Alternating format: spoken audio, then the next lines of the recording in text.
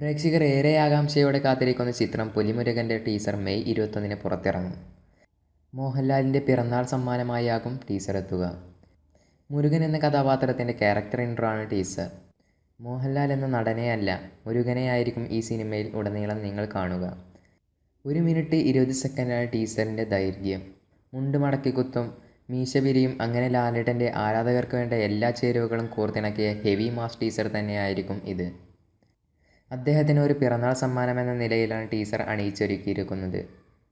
മലയാളത്തിലെ ഏറ്റവും കൂടുതൽ മുതൽ മുടക്കിലൊരുക്കുന്ന ചിത്രമെന്ന പ്രത്യേകതയും പുലിമുരുകനുണ്ട്. അതീവ രഹസ്യമായി ചിത്രീകരണം നടത്തിയ സിനിമയുടെ ലൊക്കേഷൻ ചിത്രങ്ങൾ പോലും അണിയറ പ്രവർത്തകർ പുറത്തിറക്കിയിട്ടില്ല. സിനിമയുടെ പോസ്റ്ററുകളും ആരാധകരിൽ ആവേശം നിറച്ചു. വൈശാഖ് സംവിധാനം നിർവഹിച്ചിരിക്കുന്ന ചിത്രത്തിൻ്റെ റിലീസ് ജൂലൈയിലായിരിക്കും.